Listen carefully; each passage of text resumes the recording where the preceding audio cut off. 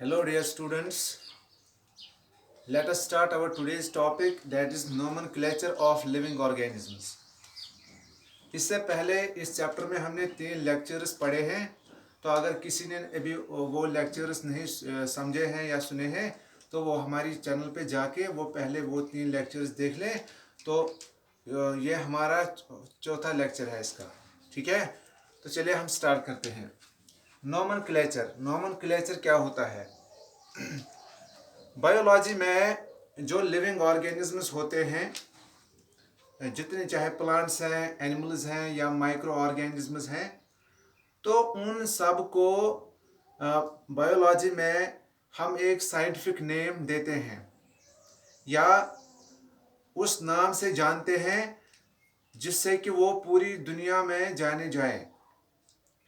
तो living organisms के इस सिस्टम ऑफ नेमिंग को हम बोलते हैं नोमेनक्लेचर, यानी कि वो एक निज़ाम जिसके ज़रिए लिविंग ऑर्गेनिजम्स को एक ख़ास नाम दिया जाए, जिस नाम से वो पूरी दुनिया में पहचाने जाएं। तो इस सिस्टम को हम बोलते हैं nomenclature, that is biological system of naming organisms. एक बायोलॉजिकल सिस्टम है जो डील करता है लिविंग ऑर्गेनिजम्स को नाम देने के लिए। लिविंग ऑर्गेनिजम्स को नाम देना, इसी को हम बोलते हैं नोमेनक्लेचर। और it can also be defined as assigning a correct scientific name to an organism. किसी भी लिविंग ऑर्गेनिज्म को एक सही साइंटिफिक नेम देना या अता करना जिसके ज़रिए वो पूरी दुनिया में जाना जाए। एक करेक्ट साइंटिफिक नेम किसी लिविंग ऑर्गेनिज्म को दिया जाए, तो इस सिस्टम को भी हम बोलते हैं नोमेनक्लेचर। और ये जो नोमेनक्लेचर हम देखते हैं जिसके ज़रिए हम लिविंग ऑर्गेनिजम्स को नाम देते हैं, तो इसमें जनरली क्या होते हैं, every scientific name of an organism it consists of 2 parts. इसके देखे गए हैं, इसके 2 पार्ट्स होते हैं। पहला पार्ट जो होता है इस नाम का, इस साइंटिफिक नेम का जो पहला पार्ट होता है वो कहलाता है जीनस, और जो दूसरा पार्ट होता है वो कहलाता है स्पीशीज। और this can also be known as, जो जीनस होता है इसको हम ये भी बोलते हैं it is a generic name. तो नाम का पहला हिस्सा जो होता है किसी भी लिविंग ऑर्गेनिज्म का या साइंटिफिक नेम का जो पहला हिस्सा होता है उसको या तो जीनस कहेंगे या कहेंगे जेनेरिक नेम। जो दूसरा पार्ट होता है इस नाम का उसको या तो स्पीशीज कहेंगे या कहेंगे specific name. Specific name, scientific name of an organism includes 2 terms, one is genus and another is species। तो ये इससे हम समझते हैं इस नोमेनक्लेचर को और लिविंग ऑर्गेनिजम्स के जो नाम होते हैं उस सिस्टम को हम समझते हैं। अब ये जो साइंटिफिक नेम्स हम असाइन करते हैं किसी भी लिविंग ऑर्गेनिज्म को, तो इसके लिए कुछ रूल्स एंड रेगुलेशंस हैं। There are certain rules and regulations for assigning or for giving a particular name to a living organism। तो वो rules क्या है, आप उनको समझिए। इसमें जो पहला रूल है कि जो साइंटिफिक नेम्स होते हैं, जो भी कोई साइंटिफिक नेम होगा, जो भी कोई साइंसी नाम होगा किसी भी लिविंग ऑर्गेनिज्म का, तो these scientific names they are derived from Latin और ग्रीक। ये लैटिन जो लैंग्वेज है या ग्रीक है वहाँ से डिराइव किए जाते हैं। जनरली लैटिन से ये डिराइव होते हैं और ग्रीक लैंग्वेज से भी।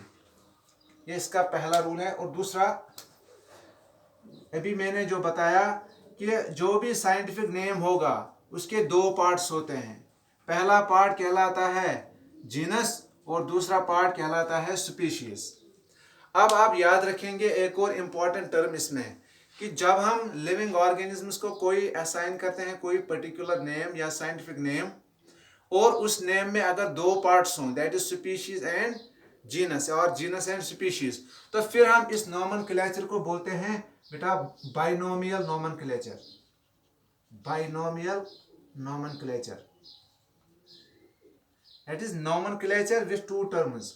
जब हम किसी लिविंग ऑर्गेनिज्म को कोई नाम स्पेसिफिक या असाइन करेंगे कोई भी नाम, तो उस नाम के जब दो टर्म्स आप पाएंगे या दो पार्ट्स में वो नाम आप लिखेंगे, then we call it as binomial nomenclature. ये आपने थोड़ा बहुत मैथमेटिक्स में भी पढ़ा होगा कि वहाँ पे कुछ टर्म्स होते हैं मोनोमियल, बाइनोमियल, ट्राइनोमियल। जैसे वहाँ पे मैं आपको बाइनोमियल की एक एग्जांपल देता हूँ, जैसे कि है 2x+3, 2x+3, तो ये एक बाइनोमियल टर्म है। क्यों? क्योंकि इसमें एक और दो, यहाँ दो टर्म्स इन्वॉल्व हुए हैं, तो हैंस इस को हम बोल सकते हैं बाइनोमियल। तो सिमिलरली जब भी किसी साइंटिफिक नेम में आप दो टर्म्स पाएंगे, तो hence then we call it as binomial nomenclature. और एक और रूल के तहत ये भी इसमें आप याद रखें कि जो बाइनोमियल नोमेनक्लेचर होता है, इसमें नाम के दो हिस्से होते हैं, पहला होता है जीनस और दूसरा होता है स्पीशीज। और ये जो जीनस पार्ट होता है, जो जीनस होता है, पहला पार्ट होता है नोमेनक्लेचर का, ये हमेशा स्टार्ट होता है या बिगिन होता है with a capital letter, it begins with a capital letter, while as the specific name or the species it begins with a small letter। तो ये स्मॉल लेटर से क्या होता है? ये स्मॉल लेटर से होता है स्टार्ट। जैसे कि मैं आपको एक एग्जांपल देता हूं, यहाँ पे अगर हम लिखेंगे एक लिविंग ऑर्गेनिज्म का हम लिखेंगे साइंटिफिक नेम, जैसे कि है ह्यूमन बीइंग का हम अगर लिखेंगे साइंटिफिक नेम, तो मैं लिखता हूं ऐसे होमो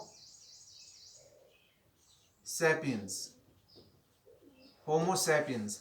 तो जो ये वाला हिस्सा है पहला होमो, ये क्या है बेटा? ये है जीनस, और ये हमेशा कैपिटल लेटर से स्टार्ट होता है। जैसे यहां हमने लिखा है इसको H कैपिटल, और इसी नाम का जो दूसरा हिस्सा है सैपियंस, तो ये है, this is the second part, इसको हम बोलते हैं स्पीशीज। और ये कैसे बिगिन होता है, कैसे शुरू होता है? It always begins with a small letter. तो यहाँ पे मैंने जो सैपियंस लिखा है, ये स्मॉल में लिखा है, ये S, तो ये हमेशा स्मॉल लेटर से शुरू होता है, जबकि जीनस नाम जो होता है ये हमेशा कैपिटल लेटर से स्टार्ट होता है। तो ये एक और रूल था इसमें। अब तीसरा रूल इसमें यह है कि जो बाइनोमियल नोमेनक्लेचर में जो नाम हम देते हैं लिविंग ऑर्गेनिजम्स को, these names they are printed in italics. जब इनको प्रिंट किया जाता है, इन नामों को जब हम प्रिंट करते हैं, तो इटैलिक्स में हम इनको प्रिंट करते हैं, इन इटैलिक्स। और अगर हमने किसी नाम को लिखना है हैंड से, यानी कि हैंड रिटन, जैसे मैंने अभी यहां पे लिखा, ये नाम मैंने ऐसे लिखा, if any name or any scientific name is hand written, अगर वो हाथ से लिखा जाए, then the genus and species must be underlined. तो उस टाइम हमें इनको अंडरलाइन करना पड़ता है, ये जरूरी बन जाता है कि हम इनको अंडरलाइन करें। जैसे होमो सैपियंस, अगर हमने ये हैंड रिटन से लिखा है, तो हमें इसको और इसको क्या करना है, इनको हमें अंडरलाइन करना पड़ता है। तो बेटा ये क्या है? ये कुछ रूल्स हैं, रेगुलेशंस हैं, जिन रूल्स एंड रेगुलेशंस को फॉलो करके हम लिविंग ऑर्गेनिजम्स को नाम देते हैं। और ये जो बाइनोमियल नोमेनक्लेचर है, the binomial nomenclature, this term was suggested by Carolus Linnaeus. Carolus Linnaeus जो स्वेडिश बॉटनिस्ट है, कैरोलस लीनियस, इसी ने ये सजेस्ट किया, ये बाइनोमियल नोमेनक्लेचर सबसे पहले। और ये जो बाइनोमियल नोमेनक्लेचर, हम क्यों नाम देते हैं किसी लिविंग ऑर्गेनिज्म को? ताकि वो पूरी दुनिया में, मैंने आपको अभी बताया कि वो पूरी दुनिया में एक खास नाम से जाना जाए या पहचाना जाए। This system is accepted internationally. ये जो बाइनोमियल नोमेनक्लेचर है, ये सिस्टम पूरी दुनिया में एक्सेप्ट किया जाता है and is guided by A set of rules stated in international code of nomenclature. जैसे कि मैंने अभी बोला कि नाम देते वक्त हमें कुछ रूल्स एंड रेगुलेशन को फॉलो करना पड़ता है, तो ये सिस्टम भी रूल्स पर मबनी है, मुनहसर है। There are separate codes for naming plants, animals और माइक्रो ऑर्गेनिजम्स। तो इसके लिए जो भी हम नाम देंगे लिविंग ऑर्गेनिजम्स को, अब लिविंग ऑर्गेनिजम्स को अगर हम 3 कैटेगरीज में डिवाइड करेंगे। एक तो प्लांट्स की कैटेगरी है, प्लांट्स, लिविंग ऑर्गेनिजम्स को हम 3 कैटेगरीज में डिवाइड करेंगे, plants, animals and micro organisms और माइक्रोब्स। तो इनके लिए अलग अलग कोड्स हैं, नोमेनक्लेचर में इनके लिए अलग अलग कोड्स हैं। जो प्लांट्स हैं इनके लिए एक कोड है जिसको हम बोलते हैं ICBN। ICBN, what is the full form of ICBN? It is the International Code of Botanical Nomenclature।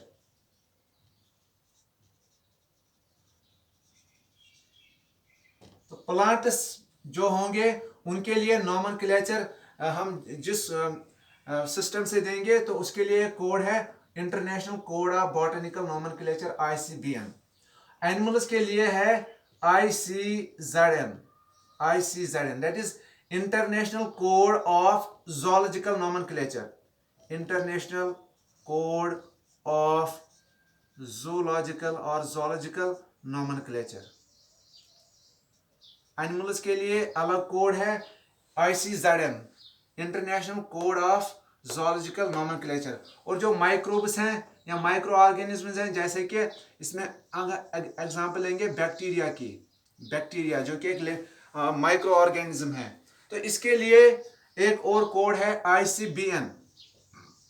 इसकी फुल फॉर्म है इंटरनेशनल कोड फॉर या international code of bacteriological nomenclature. Bacteriological nomenclature. तो अलग किस्म के लिविंग ऑर्गेनिजम्स के लिए अलग अलग कोड्स हैं नोमेनक्लेचर में, ठीक है, ओके। अब हम कुछ लिविंग ऑर्गेनिजम्स के साइंटिफिक नेम्स को यहाँ पे देखेंगे। मैं आपको यहाँ पे कुछ लिविंग ऑर्गेनिजम्स के साइंटिफिक नेम्स बताता हूँ। जैसे कि अभी हमने ह्यूमन बींग्स का देखा, होमो सैपियंस। तो इसी तरीके से अगर हम देखेंगे जो कुछ एनिमल्स के नाम हम देखेंगे, एक है लाइन। लाइन का जो साइंटिफिक नेम है, जीनस और स्पीशीज का क्या आएगा,